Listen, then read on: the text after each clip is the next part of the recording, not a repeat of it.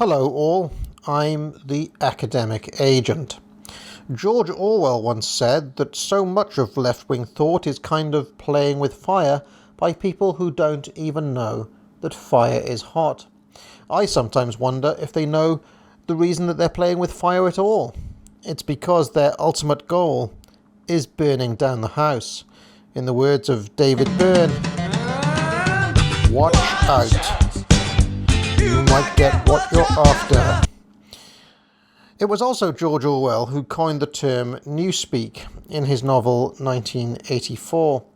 As you'll recall, of course, under Big Brother's regime, it was the totalitarian language created to meet the ideological requirements of English socialism.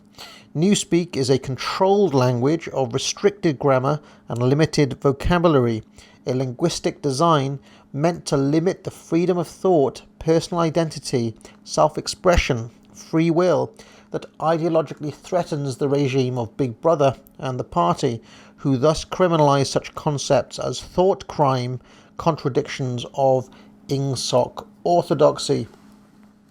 Now in this video I want to explore the various ways in which the political left have continually used this technique in the real world, in both Britain and in the USA, since at least the 1960s. Now you might think that this is a recent phenomenon coinciding with the rise of the modern-day social justice warrior, but alas, the left have always done this. And it is not a new observation. Many conservative commentators have pointed it out over the years, and I will be drawing from some of them here. It just so happens that I have been reading some of this stuff recently, and I wanted to share it with you. First up, here is the philosopher Roger Scruton in his marvellous book, Fools, Frauds and Firebrands, Thinkers of the New Left, which I think sets up this topic nicely. Ordinary language warms and softens. Newspeak freezes and hardens. An ordinary discourse generates out of its own resources the concepts that Newspeak forbids. Fair, unfair, just, unjust, right, duty, honest, dishonest, legal, illegal, yours, mine. Such distinctions, which belong to the free exchange of feelings, opinions and goods, also when freely expressed and acted upon, create a society in which order is spontaneous and not planned, and in which the unequal distribution of assets arises by an invisible hand. Newspeak does not merely impose a plan, it also eliminates the discourse through which human beings can live without one. If justice is referred to in Newspeak, it is not the justice of individual dealings, but social justice, the kind of justice imposed by a plan, which invariably involves depriving individuals of things that they have acquired by fair dealing in the market. In the opinion of almost all thinkers who I discuss in what follows, government is the act of seizing and then redistributing the things to which all citizens are supposedly entitled. It is not the expression of a pre-existing social order shaped by our free agreements and our natural disposition to hold ourselves and our neighbours to account. It is the creator and manager of a social order framed according to an idea of social justice and imposed on the people by a series of top-down decrees. Intellectuals are naturally attracted by the idea of a planned society in the belief that they will be in charge of it. In this way, it seems to me it is not an accident that the triumph of leftist ways of thinking has so often led to totalitarian government. The pursuit of abstract social justice goes hand in hand with the view that power struggles and relations of domination express the truth of our social condition, and that the consensual customs, inherited institutions and systems of law that have brought peace to real communities are merely the disguises worn by power. The goal is to seize that power and to use it to liberate the oppressed, distributing all the assets of society according to the just requirements of the plan. Intellectuals who think that way are already ruling out the possibility of compromise. Their totalitarian language does not set out a path of negotiation, but instead divides human beings into innocent and guilty groups. Behind the impassioned rhetoric of the Communist Manifesto, behind the pseudoscience of Marx's labour theory of value, and behind the class analysis of human history, lies a single emotional source: resentment of those who control things. This resentment is both rationalized and amplified by the proof that property owners form a class.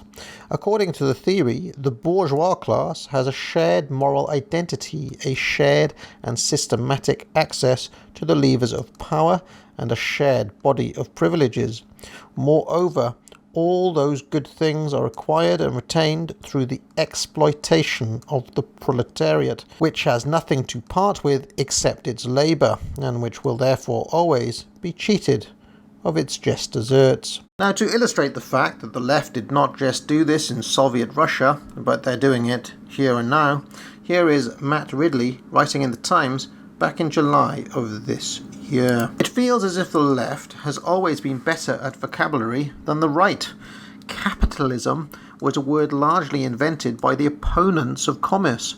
The socialist Louis Blanc first used it in its modern sense in 1850, defining it as the appropriation of capital by some to the exclusion of others. Marx and Engels then made it a proper boo word. Ever since, the left has used capitalism to imply that all free market commerce is run by big financiers, with massive investments rather than merchants and entrepreneurs taking risks on behalf of consumers and driving down prices. For reasons I don't fully understand, the champions of commerce fell in with this scheme and have spent the last century and a half trying to defend the word capitalism instead of commerce or enterprise. Then again, even the market has been successfully tarnished as a word. By allowing this term to represent a free exchange between individuals, liberals have appeared to concede that there is a monolithic authority over and against the individual. Yet, paraphrasing Margaret Thatcher, there is no such thing as the market. There are individual men and women and their families, all of them making goods, providing services, and exchanging them with other individuals and willing buyers and sellers. Likewise, the term Tory for a conservative is generally intended as an insult, as is the term socialist for the Labour person. It remains a puzzle why we have never coined a noun for Labour members. But note that a diligently impartial newscaster on, say, Channel 4 will not hesitate to use Tory Prime Minister to describe Theresa May, but would never call Jeremy Corbyn the socialist leader of the opposition. Now, why is that? Indeed, the right often seems resigned to adopting the vocabulary of the left. Words such as capitalism, Tory, poll tax. The current success of the word austerity seems to stem from a too successful decision by George Osborne to be honest about the public finances in 2010. Greens are into this too. Who redefined renewables as clean energy? The propagandists have been so relentless in its use that most journalists have now stopped putting quotation marks around it. They went along with the rebadging of global warming as climate change to sound less mild and to take credit for blizzards as well as heat waves. Then there is Islamic vocabulary. According to Azra Numani, writing in the Washington Post in 2015, there was a deliberate policy decision by the Organization of Islamic Cooperation to begin trying to control the debate on Islam. This wider corpus throws the label of Islamophobe on pundits, journalists and others who dare to talk about extremist ideology in the religion. The insults may look similar to internet trolling and vitriolic comments you can find on any blog or news site, but they're more coordinated, frightening and persistent.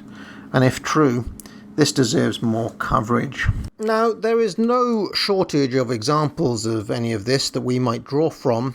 In one of my favourite books, The Vision of the Anointed, Thomas Sowell devotes a whole chapter to exposing the verbal games and verbal virtuosity of the left. I won't read it all out here, but rather I will pick out a few of my favourite illustrative examples. He says, in light of the underlying assumptions of the prevailing vision, it may be easier to see why the particular vocabulary used by the United is what it is. The swirl of their buzzwords, access, stigma, progressive, diversity, crisis, etc., shows a discernible pattern. What these innumerable buzzwords have in common is that they either 1. Preempt issues rather than debate them, 2. Set the anointed and the benighted on different moral and intellectual planes, or 3. Evade the issue of personal responsibility. So let's have a look at the first one then, and that is crisis. He says, the word crisis, for example, is a preemptive word used for its prospective political effect rather than for its contemporary or retrospective accuracy. When the anointed say that there is a crisis, this means that something must be done, and it must be done simply because the anointed want it done. This word becomes one of many substitutes for evidence or logic. So do words like genuine need or self-contradictory phrases like people living below subsistence. And, this is another example of newspeak from Sowell. He says, one of the never-ending crusades of the anointed is for more public service. Like so many of the special buzzwords of the anointed, this phrase does not mean what the straightforward sense of the word seems to say. Not every service to the public is a public service in this newspeak. For example, those who deliver tons of life-sustaining food to supermarkets are not engaged in public service, as the anointed use the term. Neither are those who build a roof over people's heads or produce the clothes on people's backs. Those who perform those vital services are activated by the incentives of the marketplace, perhaps even by greed, another fashionable buzzword that puts the anointed and the benighted on different moral planes. The call for more public service is then a call for more people to work in jobs not representing the preferences of the public as revealed through the marketplace, but the preferences of third parties enforced through government and paid for by the power of taxation.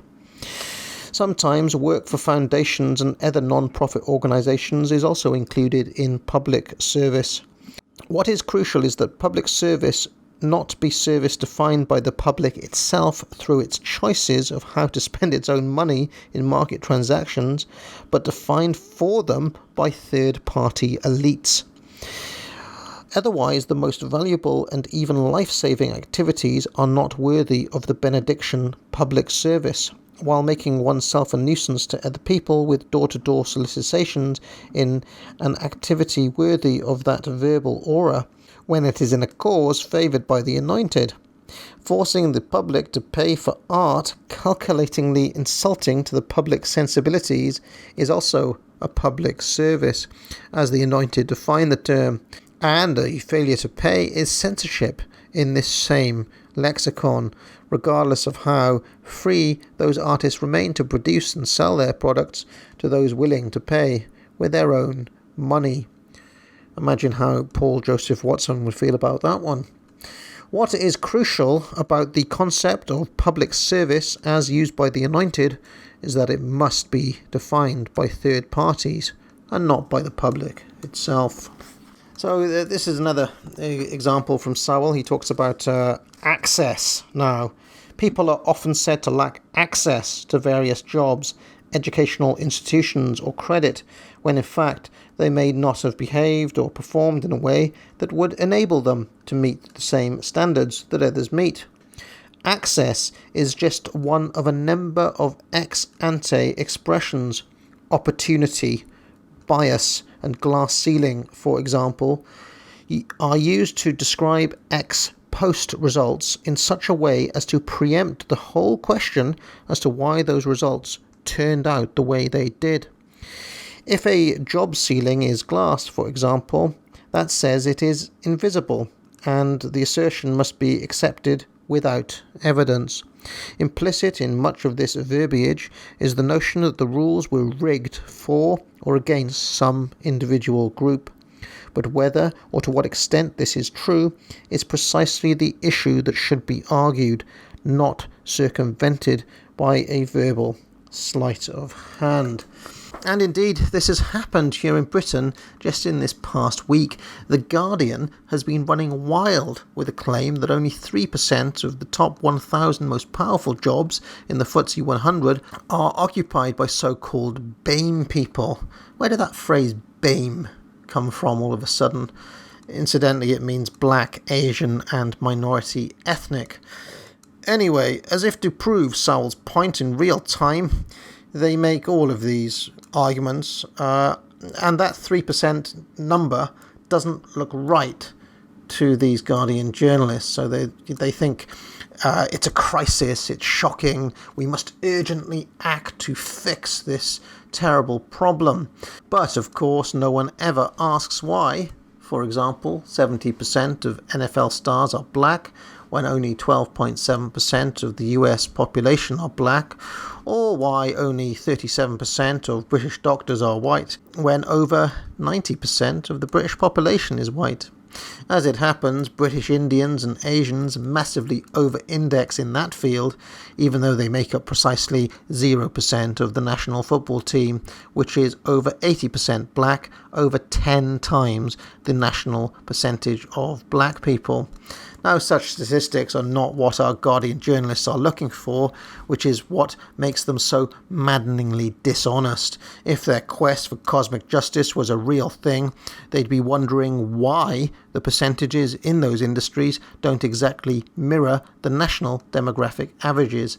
But of course, this quest only works in one direction and only has one purpose. Another great example from Sowell is the way that the left talks about progress. A whole family of self-flattering words serves as benedictions for the vision of the anointed. Progress and progressive are prominent examples. But everyone is for progress by definition. They differ only on specifics, though these differences may be extreme and even violent. Words like progress or progressive preempt these specific issues by arbitrarily assuming the differential desirability of one's own preferred changes without having to debate substance or even acknowledge its relevance. And elsewhere, and this is one of my favourite bits of this book, he says, perhaps the purest example of an argument without an argument is to say that something is inevitable. This is an inherently irrefutable argument as long as any time remains in the future. Only in the last fraction of a second of the existence of the universe could anyone refute that claim, and perhaps they would have other things on their mind by then. And I've actually come across this in my own YouTube adventures when I've been debating with various communists and Marxists who, think that the end of capitalism is inevitable, and then we get into some sort of science fiction debate. Anyway, whether particular policies are favoured or opposed, there are opaque proclamations of this sort which substitute for arguments. And whether a policy is favoured or opposed, it may be currently existing or non-existent. In each of these four cases, there are proclamations that substitute for arguments as illustrated in this table. Now have a look at this. If the left favour something and it already exists, then it's here to stay. And if it doesn't exist, they argue that it is inevitable that it will come to be. But if they oppose a particular policy and it already exists, they decry it as being outmoded. And if it doesn't exist, and it's, let's say, a plan the Tories want to bring in or the Republicans, it is dismissed as being unrealistic. It is one of the signs of our times that such proclamations are so widely accepted in view of arguments, but only when used in support of the prevailing vision of the anointed. I'll stop there In short, the left's entire rhetorical strategy is to argue entirely without reason or evidence through these verbal games, and it is designed to appeal to emotion. Sowell actually lists these strategies. I've just typed up a few of them here. Verbal preemption, that's this tactic of basically prejudging something before you even come to debate it. The second one is disdaining the benighted. That's basically Hillary calling all of Trump's supporters deplorables. You're well familiar with the practice of disdaining the benighted. The opponents of the left are either stupid or racist or, uneducated or hicks or whatever phrases they want to use. There's also this question of feasibility. And you'll see this a lot when Jeremy Corbyn is debating. They always speak in terms of their goals or the outcomes they want to achieve, never in terms of the specifics of how they're actually going to achieve them, never in terms of the actual process. And, Labour are maddeningly difficult to pin down on these things. You also see it over in America as well. Bernie Sanders a couple of weeks ago had that whole speech about how he wants to launch single-payer universal healthcare, but so vague on how he was actually going to achieve it. Then there's the cosmic viewpoint. That is the quest for cosmic justice that I was talking about, this idea that we're going to somehow achieve universal equality, that national demographics are going to somehow line up exactly with all of the percentages of people within various different industries. 50% of women are going to be computer programmers, etc., etc. Then there is, of course, naming names, this tactic of labeling. That is what Matt Ridley was talking about in the Times, really, with how capitalism or Tory, these are insulting labels. In fact, the right in general is a kind of preemptive insult.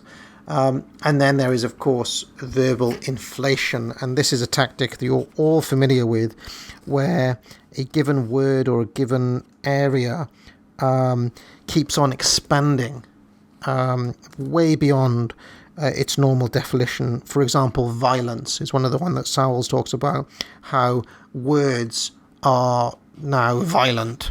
Or how about rape? That's another one where the definition of what counts as rape keeps on expanding. And again, all of you here on Sargon's channel will know about that. Now, what are we going to do about this? I think Ben Shapiro has the right idea. You must systematically deny the left all of this turf if you're ever in a political discussion with them. Redefine all of their buzzwords in plain English.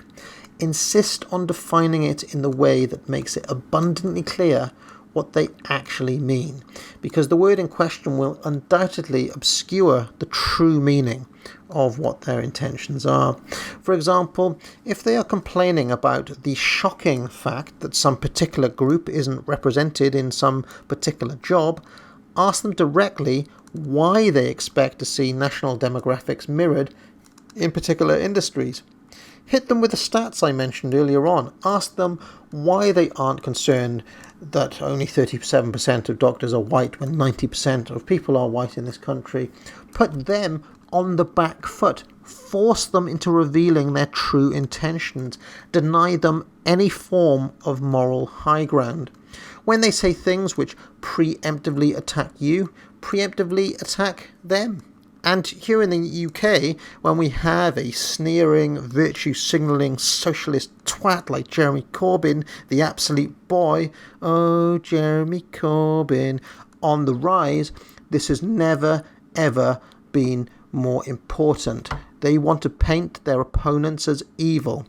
Make no mistake, they are totalitarians, and we need to do everything possible to combat them at this time. If you've made it this far, thank you for watching. I'm the Academic Agent. Come along to my YouTube channel where I encourage you to subscribe, watch a few videos, leave a few comments. We have some lively discussions over there. And if you want to talk to me even more, I am also on Twitter at Academic Agent. So long for now.